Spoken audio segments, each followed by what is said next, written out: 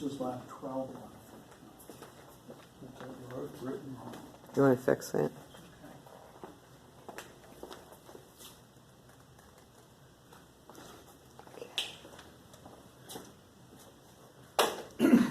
Go. Today's lab, we're going to demonstrate the buoyancy of water. That water pushes back up against subjects. I think the lecturer will go into it in some detail. But what we want to do here is we're going to be using a force sensor to measure the force of this weight right now, and then as it gets submerged into water, how much the force gets reduced. That tells us how buoyant the water is. The water's pushing back. It's relieving some of the pressure that the gravity is putting down on the weight. So by using this sensor, we're using our vernier, and we're going to measure the change of force of this object when it's submerged. And the theory behind this is basically F equals ma.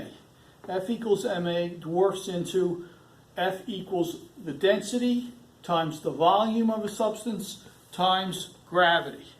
So the most important thing we want to do here, we know the density of water is about 1,000 kilograms per cubic meter.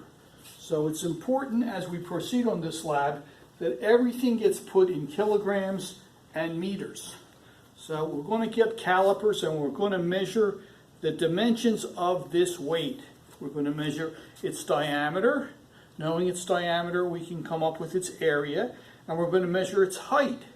Knowing its height times its area, we can come up with its volume. Again, the density of water is simply the change of the force measured by our vernier divided by the volume of this material divided by gravity. So in table number 1 of the lab, we ask you to measure the dimensions of this particular weight. This particular weight is 500 grams. So we take the diameter, the height, we do half height, which is simply half the height. We'll need that for work in this lab, and then we can calculate the area of this material. The next thing we want to do when we have this all hooked up is to check the calibration. That's discussed in table 2. This is a 500 or half a kg weight. What that weighs, if you multiply that by 9.8, you come up with 4.9 newtons. This should weigh 4.9 newtons. If we look here on our vernier, we're getting 5.15 newtons. So there's a little bit of error there. I'm guessing between 5 and 10%. So we have to take that into account when we're coming up with our density calculations.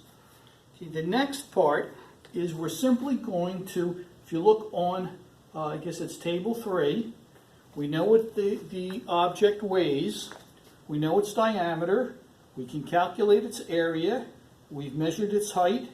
So what we know the initial force for 500 grams, we have is 5.15 newtons.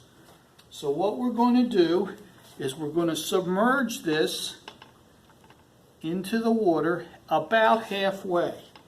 We started off with 5.5, and submerging it about halfway is about here.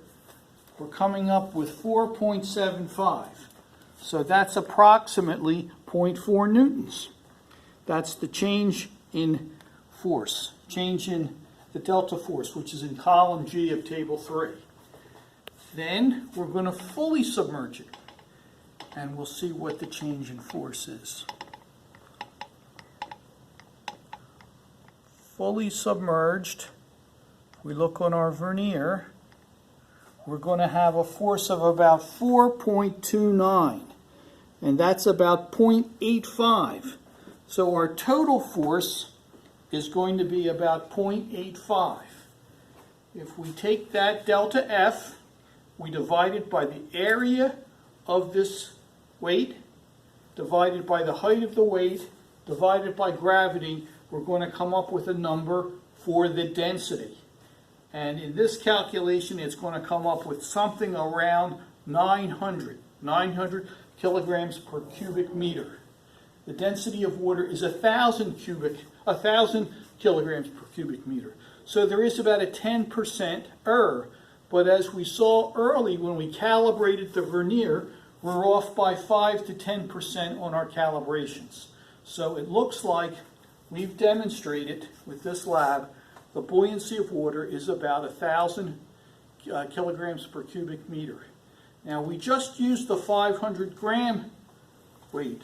We're also, this lab calls for 4 measurements: 1,000 grams, 500 grams, 200 grams, and 100 grams. This is a 200 gram. We go through the same process of measuring the weight, measuring the height, measuring the diameter, calculating the area, hooking it onto the force sensor, calibrating, you check the calibration, and then submerging it halfway and then full way. And if you do that on table 3, you'll come up with the exact same calculations that we went through. You can calculate the row of water for 4 different kilogram weights, and you can average them out. And the bottom line is you should be getting something close to 1,000 kilograms per cubic meter, and taking into account some degree of error in the vernier.